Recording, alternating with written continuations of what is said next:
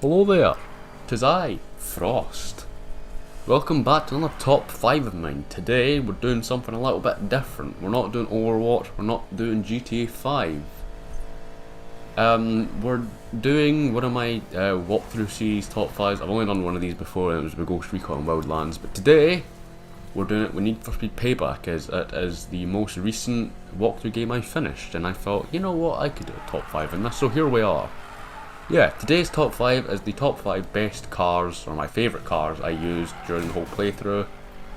These won't involve cars I didn't use during the playthrough, so if you're thinking the Regera is going to be on here, then sorry to bust your bubble, but it's not.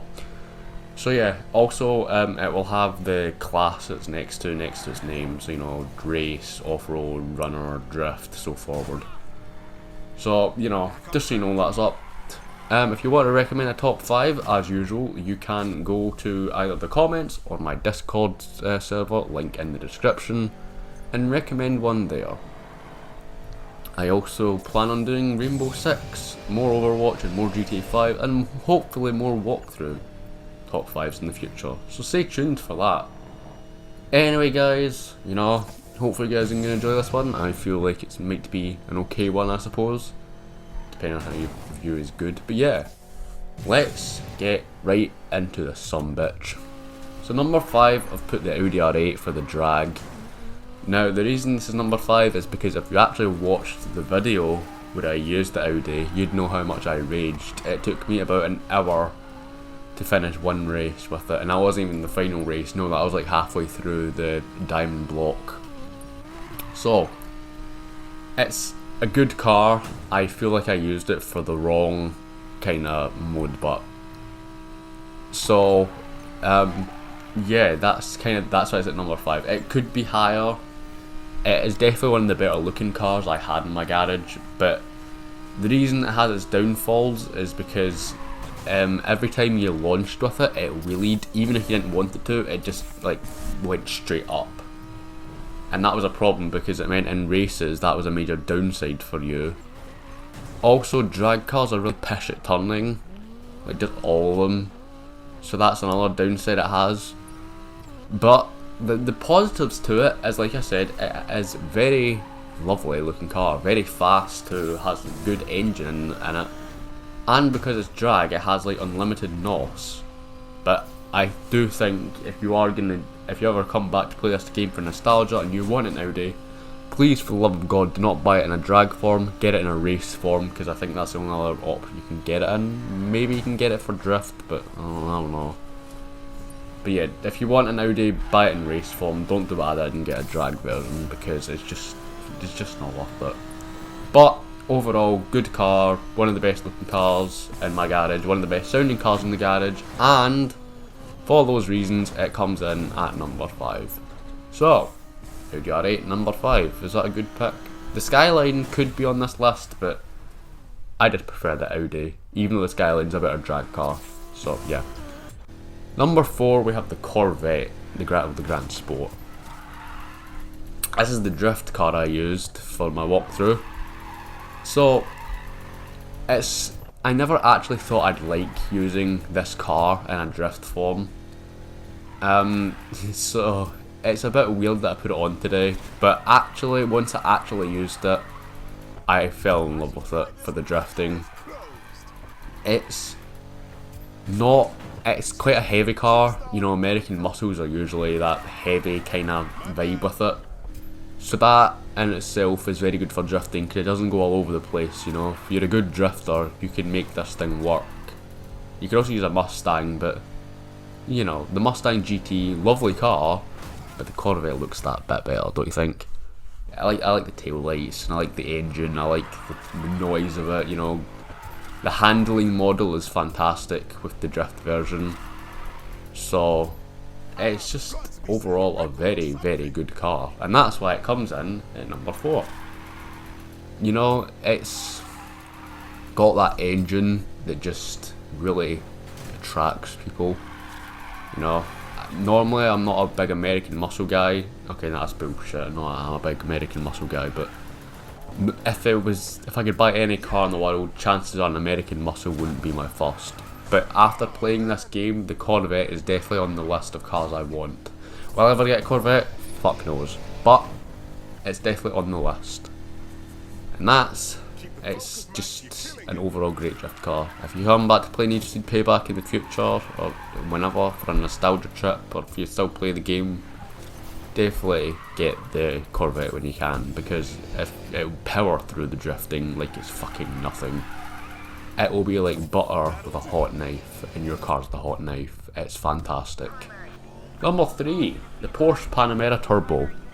This was our runner car for Jess.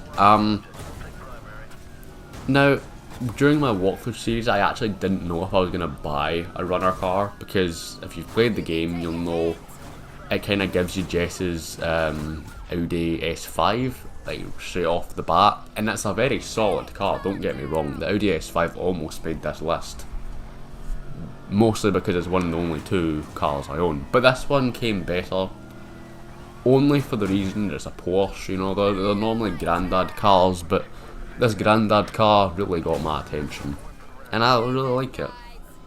You know, it's got that good sounding engine, it's got a good acceleration, you know. I gave it to one of the coolest characters. The coolest character in the game is Jess, right? Out of the main 3, it's Jess. Don't at me with that, it's fucking Jess, right? So I gave it to her. You know, it's got that good acceleration. I upgraded it so I had a good NOS. Obviously it doesn't have a very good stock NOS like most cars, but my upgrade gave it that good NOS power, so that was fun. Very good at what it does, and for the runner cars, well, that's taking down the police and running from them. Very good at that, you know. Obviously there's no damage, well there is a damage system where your car can get damaged, but there's no damage system where like you'll fail if you take too much damage. But you know, the amount of damage this thing can take and the amount of damage it dishes back are like equal, I'd say. They're very equal. You know, it can take a lot of damage before getting fucked up, like, you know, it took a lot of damage from mostly rhinos like you're seeing in the clip here, but it can, if there's no rhinos and it's just police cars, then you know, chances are you'll escape with maybe just a couple scratches. Well, that depends on how shit of a driver you are. But yeah, Porsche Panamera Turbo, you know, it's number 3. So number 2 is our Ford Mustang. If you've watched my walkthrough series, you'd know this is the car we actually took into, the off-road car we took into the Outlaws Rush, and the car we used to take down the Hazard Company. So, this was actually the derelict version I built up. I played with it, well, after beating Graveyard Shift, I got the, you know, derelict. I built it up throughout my series and never really talked about it much until it came to the off-road racing. Now the reason I actually never thought I'd use it in the walkthroughs. I just thought it would be a card I'd use off camera. But the reason I started using it, because a lot of the trucks are very heavy and they don't like turn on command. Like, you know, their handling models are a bit all over the place. Now as of this one, its handling model is mediocre. Don't get me wrong, if you've ever used it, you'll know sometimes it turns, sometimes it's late turning, sometimes it turns early, you know. And that can be a fuck up if you're having a good race, especially if it's like really closely tied. So that's its major downfall. But it's at number 2 because I love the sound of it. If you've ever played the game and you've used it fully upgraded, you'd know it has that fucking roar to the engine. And that roar to the engine is the hottest thing known to man, with one of them. It's also got a really nice body. It's like, I'm a sucker for Ford Mustangs, especially the older versions, which this one is if you didn't know that. I don't know why you're watching this video if you didn't watch a lot of car things, but you didn't know that. This is the older version from like 1965. And overall, I fucking love this thing. There's nothing like best off-road car I've used in this walkthrough. Okay, number 1, the Lamborghini Aventador. You knew it was going to be here, let's be real. If you watched the walkthrough series, you knew this car was going to be at the top of the list. I fucking love this thing. Now admittedly, out of the car list and Need for Speed Payback, I enjoyed it, but you know, I felt it was lacking something.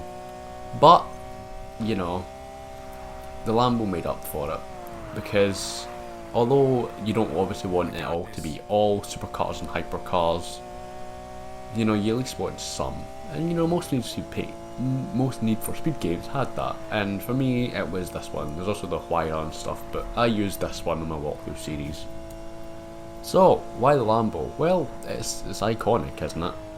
You know, if you knew about...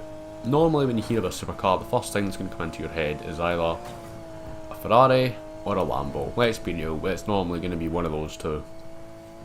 Maybe something else, but the majority of people will either say Ferrari or Lambo. And obviously this game doesn't have Ferrari, which saddens me because I'm actually more of a Ferrari person. But the Lambo made up for it. It's fast as fuck, it has a good sound, the handling is fucking fantastic. You know, it's got a really good launch too. Good acceleration. You know, it's just a really good looking car as well. A really, really good looking car. Like, extremely good looking car. Like Madison Beer type looking car. It's nice, you know. I could ramble on about how it looks for hours, but you know, this video will have a limit. So yeah, the Lambo Aventador comes in at number 1 for those reasons listed. I just felt like it's probably the best car. I was also used for the races, I've got that in. Probably the best car we used. I used it for beating 1% Club and the Outlaws Rush, and it's at number 1 for those reasons. Anyway guys, that's going to be all from this one. Hopefully you enjoyed this top 5, you know, it was fun making. We're moving on from Need for Speed Payback, we've moved on already. Yeah, if you did enjoy this one, make sure to thumbs up, subscribe, you know. I'll see you all later. Peace.